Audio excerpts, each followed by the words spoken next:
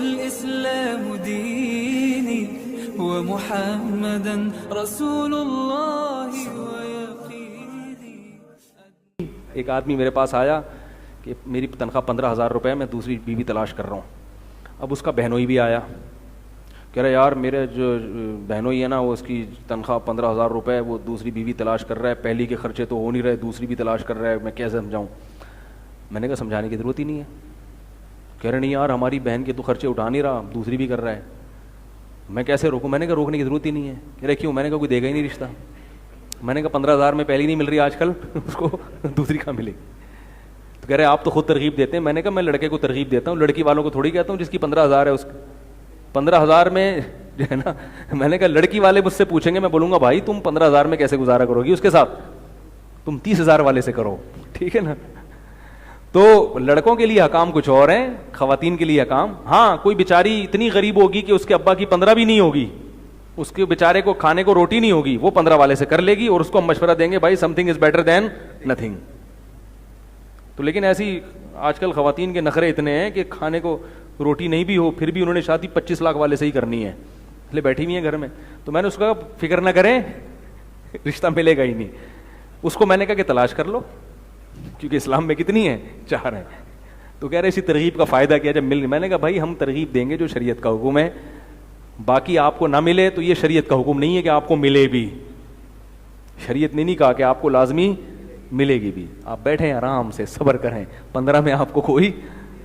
وہ ایک عامل کے پاس ایک خاتون گئی, تعویذ, بھائی تھوڑا سا 2 منٹ سیٹ جائیں. خاتون نے جا کے کہا کہ مجھے ڈاکٹر دلا دو, یعنی میری شادی کرا دو کسی ڈاکٹر سے, اور مجھے اس کا تعویذ دے دو. تعویذ کے 500 روپے دیے. عامل نے شادی کرا دی, پتہ نہیں وہ بعد میں کوئی چپڑاسی نکلا کیا نکلا. تو وہ خاتون عامل سے لڑنے کے لیے گئیں کہ میرے پیسے بھی کھا گئے اور شادی بھی ڈاکٹر سے نہیں. اس نے کہا 500 روپے میں ڈاکٹر نہیں ملے گا. ٹھیک ہے, 500 روپے میں ڈاکٹر نہیں ملے گا تمہیں. تو بھائی 15,000 ہو 5,000 ہو, آپ ضرور 4 شادیاں کریں. اگر آپ کو کوئی دے دے تو اس کی علامت ہوگی وہ بیچارہ بہت غریب ہے, تو پھر کر لیں, اس بیچاری کو کچھ نہیں مل رہا ہوگا. لیکن اگر کوئی خاتون مجھ سے پوچھیں گی تو میں کہوں گا بھائی 15 میں اگر گزارا کر سکتی تو ٹھیک ہے, ورنہ گزارا تمہارا ہوگا نہیں, کیونکہ تمہارے ابا 1 لاکھ کما رہے ہیں, تو تمہارے 15 میں کہاں گزارا ہوگا. تو ہر ایک کے حکام الگ ہیں. دیکھو قربانی کے بکرے کو ہمیں حکم ہے کہ قربانی کے بکرے کو ہم ذبح کریں, بکرے کو حکم نہیں ہے کہ وہ لیٹ جائے. اب تبھی ہمیں بکرا جب ٹانگیں چلاتا ہے, ہم ذبح کرتے ہیں, بھاگتا ہے, تو ہمیں بکرے پر اعتراض بھی نہیں ہوتا. ورنہ ہمیں اعتراض ہونا چاہیے, یار اللہ کا حکم پورا کر رہے ہیں, تجھے اعتراض کر رہا ہے, تو کیا خیال ہے, تو دائرہ اسلام سے خارج ہو گیا. بکرا کہے گا تجھے اللہ نے کہا ہے کہ مجھے ذبح کرو, مجھے نہیں کہا کہ میں بھی لیٹ جاؤں, مجھے اللہ نے کہا بھاگ سکتا ہے تو بھاگ جا.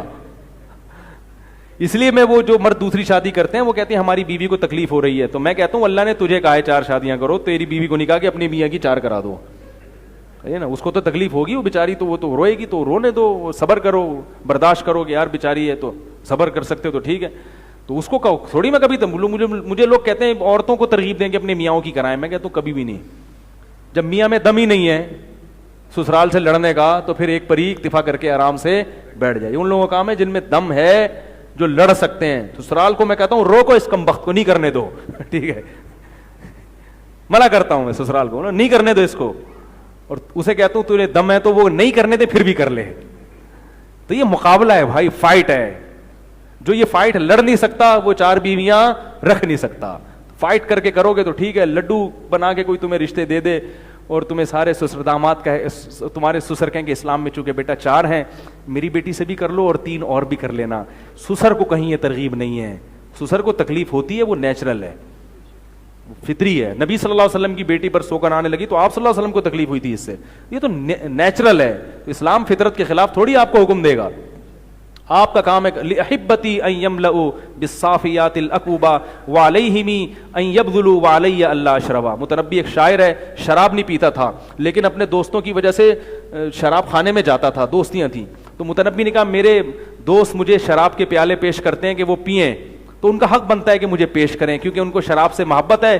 تو دوستی کا حق ہے کہ وہ شراب کے پیالے پیش کریں, لیکن میری ذمہ داری ہے کہ میں نہ پیوں. آئی بات سمجھنے. پھر کہتے ہیں مجھے نشہ شراب سے نہیں آتا, مجھے گھمسان کی جنگوں میں تلوار چلانے سے نشہ آتا ہے.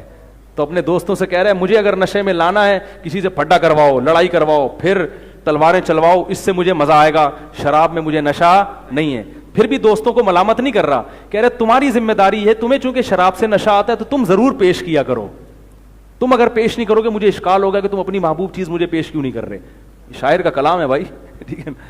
تو اس لیے ہم یہ کہتے ہیں کہ بیوی کو کہے کہ وہ شوہر کو نہ کرنے دے, اور شوہر کو چاہیے کہ دم ہے تو کر کے دکھا لو. پوچھتے کیوں ہو؟ یہ اسی طرح ہنسی خوشی زندگی گزرے گی آپ کی, جو کہ نہیں گزرے گی, لیکن ثواب بہت ملے گا. تو ثواب کی گارنٹی ہے بھائی, حالات کی گارنٹی نہیں ہے.